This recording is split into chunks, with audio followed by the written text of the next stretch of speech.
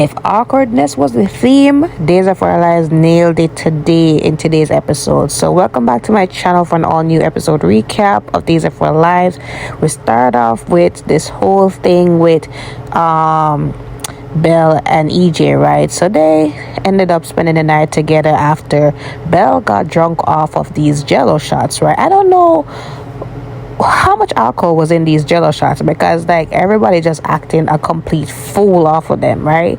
So anyway, she gets up again and is wondering like what did she really do, and EJ is really fast asleep and she's trying to call him and he's really sound asleep, and she throws a pillow on him and he's like what happened? So she's like, this happened, like how did this happen? So he said, if I can recall, I, escorted you home and we were arguing, and then it turned into us kissing and tearing our clothes off, and we ended up here.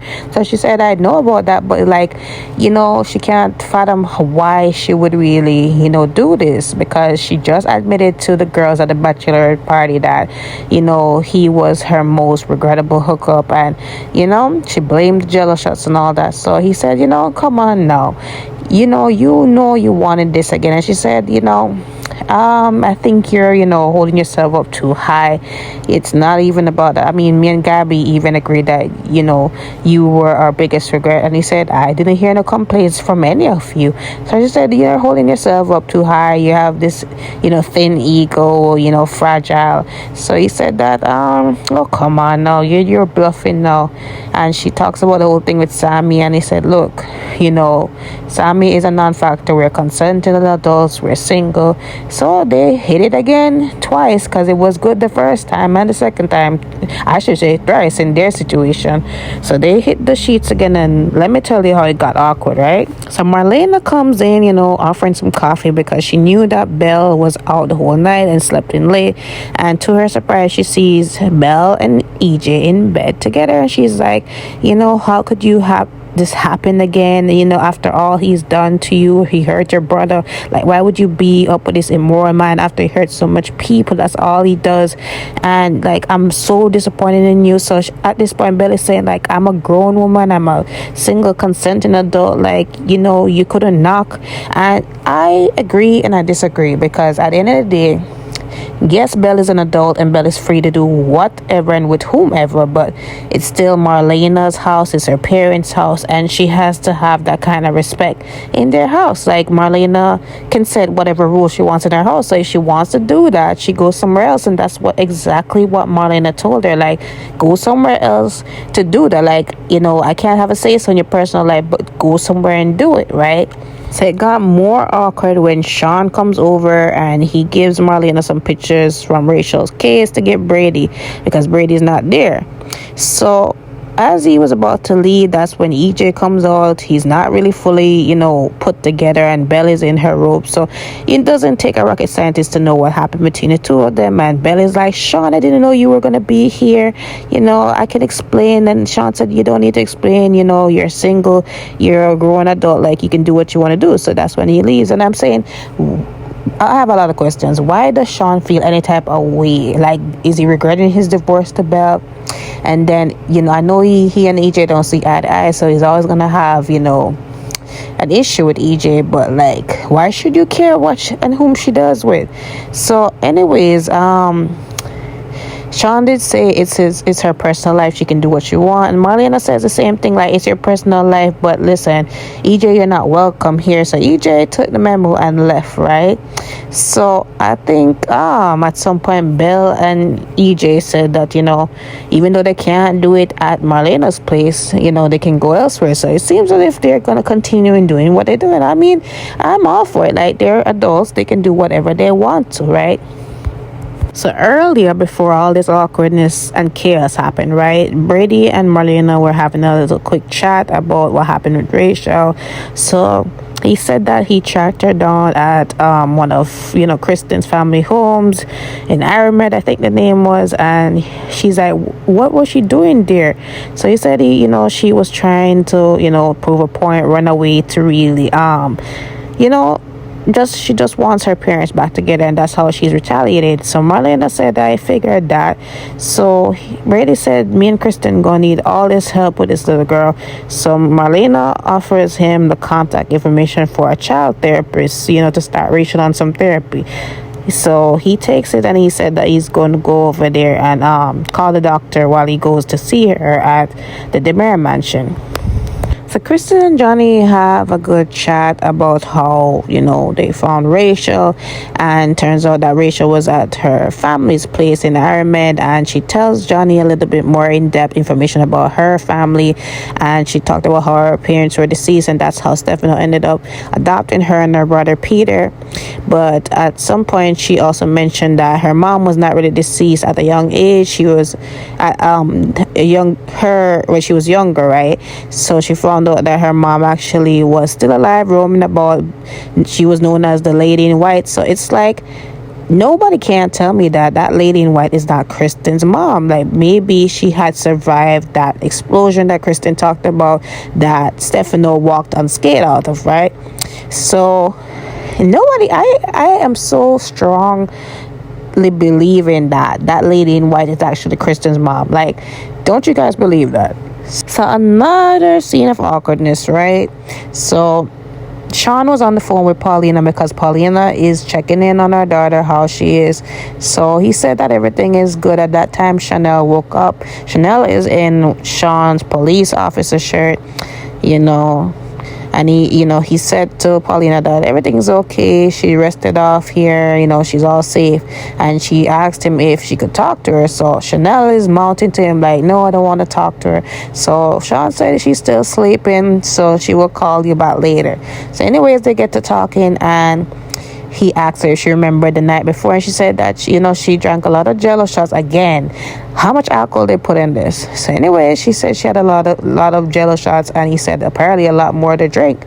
So she said she remember, even though it's a little bit foggy, she remembers going to the bachelor party, then going to the bachelor party, then going into a fight with Johnny, and then she just stormed off, go to the pub, start drinking, and then she kissed Sean. So she's like, Sean, did we really hook up? So he said, no, we did not. And she's like, thank God that didn't happen. So she said, even though she's mad at Johnny for what he did, he's still her husband, right? So anyway, Sean gives her some sage advice about, I know that you're angry about what happened with Johnny and stuff, but like, this is fixable. Like, you can work through it. If you see a possibility of this working out, go fight for it. Forgive him. Work on forgiving him. Don't have this up and not try to fix it before it gets too late. So she said, it's not that simple. He hid it from me. It's not about he's just cheated. He hid it from me for months and months, yada yada yada. And he said, I get that, and I know what I feel, because I remember when I was married to Belle, she cheated on me a few times, and I also feel for Johnny because I was there when the whole Talia and me, and I felt so bad for how I hurt Belle.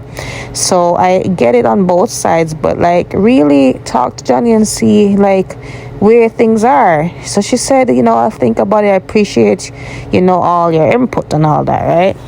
So when she comes over, Johnny is already there waiting. So she's surprised to see him, and he said that Paulina let him in surprisingly, because she could tell that he was worried about her, and she took sympathy on him.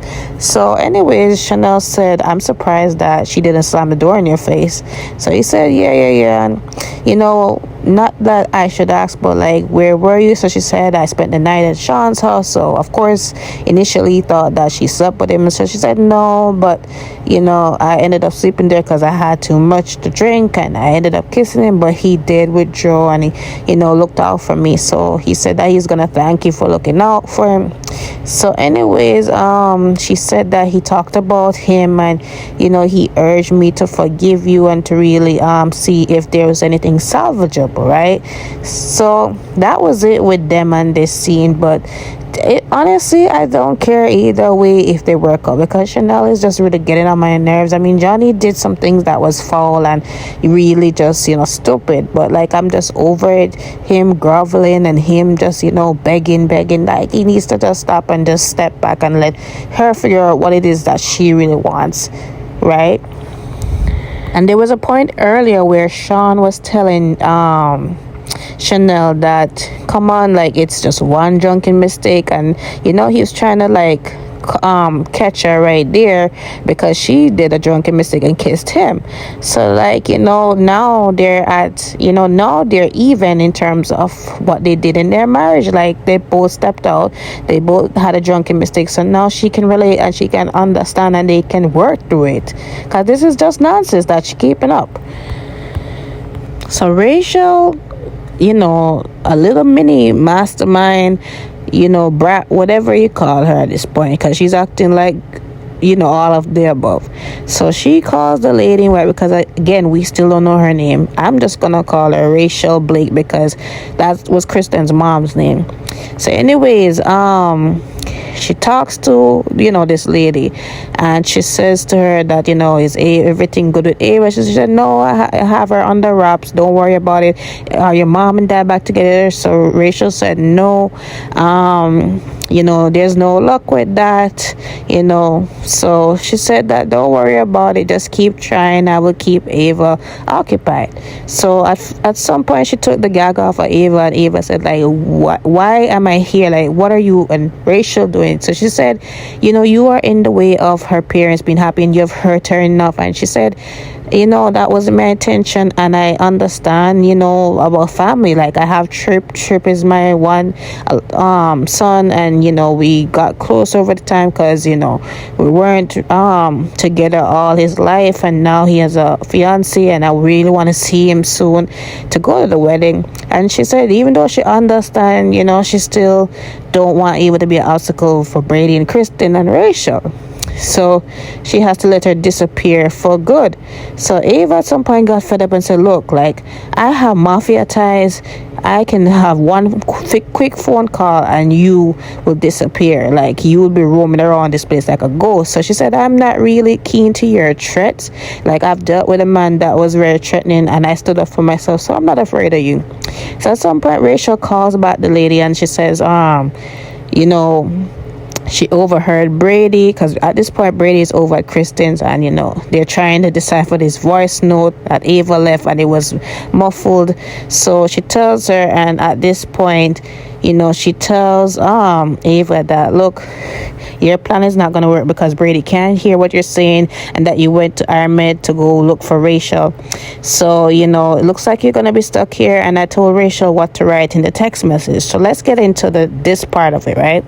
So as I was saying earlier, Brady comes over to the DeMere mansion, and he's telling Kristen, he not even discussed with her beforehand, but he just tells her that he is gonna take Rachel to the therapist. So she said, how come I'm just hearing about this? So he said, I meant to tell you on the way here, but this is what's happening. And she said, like, I'm gonna like change my schedule, I want to be there. So he said, no, there's no need, I can take her. And she said, by hell no. So she said that she will be present, right? So she said, listen, I know what's going on with you and Ava and whatever. And she brings in Ava, and Johnny's just in the middle of it because he was there at the moment.